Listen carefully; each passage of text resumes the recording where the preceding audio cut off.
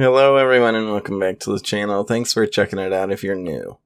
This weekend is opening weekend of The Flash, and I, with some friends, went out and saw it, and thought I'd share some rambling thoughts. This isn't going to be a straightforward or very structured review. It's going to be a bit unscripted and just me talking about what I did and didn't like about the movie. So overall I have to say that I like the movie. I acknowledge its flaws, but I think this one was pretty good, at least for what we've been getting from recent DC films. I think Andy Muschietti's directing is my kind of vibe. You know, his kind of wacky, silly, but eccentric and cool type of style. The way he does the Flash's running and speed, I think, is really cool in this movie. You know, they don't do a lot of the slow-mo running. It's a lot of just they're zipping around and doing things at normal speed. I also love the opening of this film. Those first, 10 minutes of the movie are almost perfect for me. It's the Justice League working together, functioning together. It's exactly what I wanted. And I think the baby rescue, while the CGI, everybody has said, is weird, I think the baby rescue perfectly establishes Barry's powers. I think it's a really cool way of how, the babies start falling slower as his calories are dropping and he can't move as fast. And so the snacking and then the scene slowing back down again was really cool. I really like that opening scene a lot. And then eventually Barry's emotions get the best of him and he runs back in time and creates a flashpoint. This is where you start to lose me a little, but overall I still liked it. I went into this movie expecting it to be Diet Flashpoint, and it's exactly what it was. It was an adaptation of Flashpoint, not an exact recreation.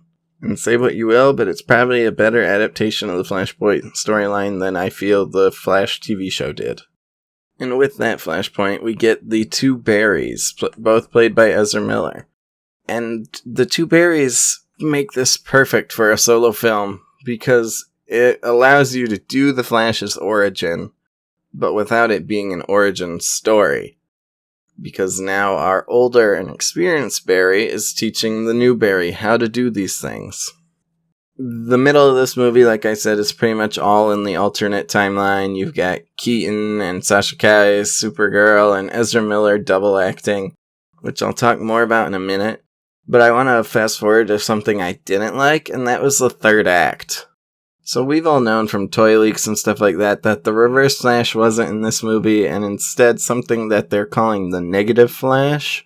This is later revealed to be Barry 2, gone evil and gone crazy, because he's never felt loss. And so the loss at the end of this movie drives him crazy, which I do kind of like, but I think it gets a little muddled and a little crazy and gets a little lost in it. And for the most part, kind of leaves this movie without an antagonist. Michael Shannon's General Zod from Man of Steel is back here, but he's not really the antagonist. He's just kind of copy and pasted from Man of Steel here, except he's going after Supergirl instead of Clark. Also, the use of the CGI puppets to bring back the dead actors when we gaze into the multiverse. It's really weird for me, especially because they've said they filmed some of them with the actual actors and actresses. So why did you paint over them with CGI? Yeah, it's cool to see Christopher Reeve's Superman and whatever, but you have Brandon Routh, who is supposed to be a version of that Superman, so why not just bring him back in that costume?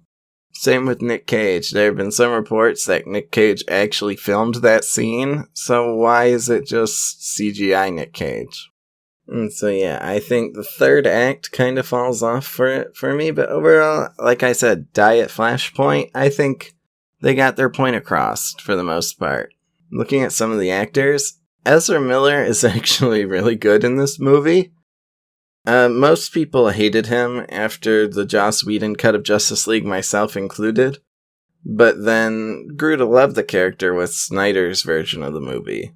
Here he continues that, and I found myself thinking during the movie that, wow, Ezra Miller, this really is a Flash movie. A lot of the marketing made people worried, oh man, it's a Batman movie, because all the marketing used Batman.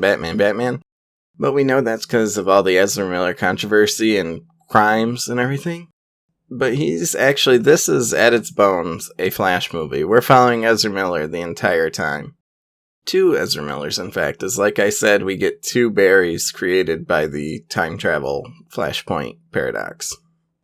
And then Ezra Miller is really good, especially with all the scenes with his mother and him dealing with that grief. Both of his parents, actually. His parents' grief over the loss of his mother. Don't forget the tomatoes is one of those cute but so meaningful lines early in the movie, and then when you hear it again at the end before he has to undo it, that I just really liked. And then the climax of this film. While yes, there is the not reverse Flash, but negative Flash fight within the Speed Force and all that, the main emotional climax of the film comes with Barry having to say goodbye to his mother. And it's such a cute and heartfelt scene. And it was just a really nice way to end this movie, I feel. And with that, though, Barry does still tamper with time a bit, leading to his father's freedom in present day by moving the tomatoes up to the top shelf. And because of Barry's tampering with time for his father's freedom, we get George Clooney at the end as Bruce Wayne. Which is fun and cute. It kind of shows that they've given up on this universe/movie, that this isn't going anywhere. Granted, you could just say he's stuck in that universe and Ezra Miller's Flash will pop back up at some point. But I like the George Clooney appearance because it just shows that even the smallest change, like moving those tomatoes, still has consequences, like they established earlier in the movie. Speaking of other Batman, we also get Ben Affleck at the beginning of the movie during that Justice League sequence, which, like I said, really cool to see him, and it's bittersweet to see him go.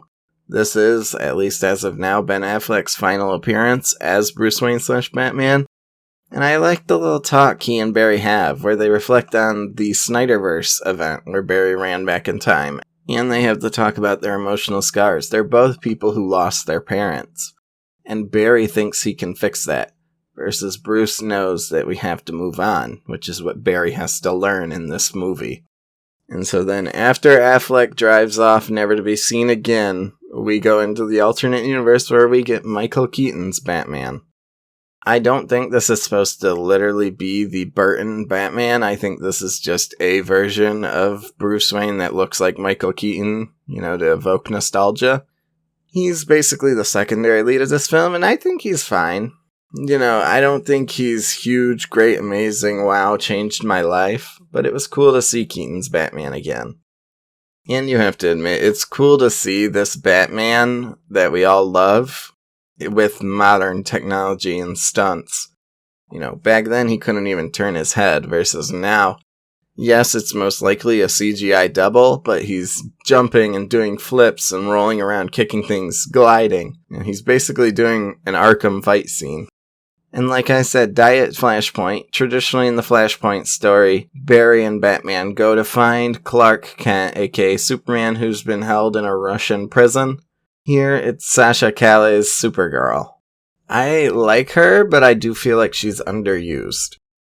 I think it's interesting that they captured Kara's rage and aggression, and that she was sent as a protector for Clark, and what it means that she failed that mission. I also like that she doesn't initially just join Barry and Bruce. She says, that at the end of the day, I am still Kryptonian. But then she sees the monsters that the Kryptonians are and goes back. And so yeah, I think there's a lot of potential for her there. It's a shame that she's underused here. And her story just kind of ends.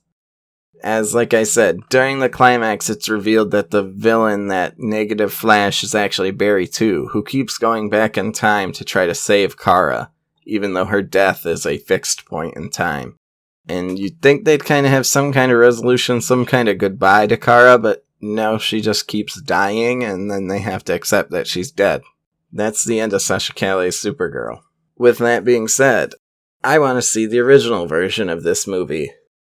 If you don't know, this movie has been rewritten, reshot a dozen times because of different studio heads, executives, actors, rewrites, just everything. This universe is a mess. I mean, hell, we have a Lord and Miller version of this script. We even have a version of this script written by Rick Famuyiwa in which Cyborg appears, which would have been nice. But this version of the film that we do get, we still know that there are at least 3 different endings, one of which included Michael Keaton as the Batman at the end instead of George Clooney, and Sasha Cali'S showing up when they try to call Superman. Sasha Cali'S has replaced Henry Cavill, and Keaton has replaced Affleck. Then, after Cavill returned via the Black Adam shenanigans and everything, they filmed a version in which Cavill and Sasha Cali'S, Superman and Supergirl, show up at the end with Keaton's Batman. And I'm not sure why they didn't leave that version in. I guess, like I said, it's just they wanted the cute George Clooney tongue-in-cheek ending of it. And then we have another rumored ending in which it plays out similar to how it did, but then Barry gets a distress call from Ben Affleck's Batman, somewhere lost in the multiverse. Personally, like I said, with this universe not continuing, I would have liked to see the one where Cavill and Cali'S and Keaton are there, just as one last goodbye, happy ending versus kind of the weird, what ending of the Clooney version. There have been talks about returning for a sequel and things like that, but I am not sure. After seeing this movie, I see why James Gunn has said he's open to Miller returning as the Flash and Kaye as Supergirl, but I don't think we're going to see that happen in the new universe. I think it's time that while it's bittersweet and kind of a bummer to see it go now that things were starting to come together, it's time to say goodbye to the DCEU. It's become too convoluted at this point, and it's just, the universe is in shambles. It's time to start fresh. So yeah, overall, like I said, I really liked this film. I think it's a good Flash movie. Is it groundbreaking or the best superhero movie of all time, like Tom Cruise says? No. But I think it's a good time, and you should definitely, now that I've spoiled the whole thing, still check it out. But those are just my thoughts. I enjoyed it. Let me know what you thought of the movie down in the comments below. Thank you for watching, and I'll see you in the next one.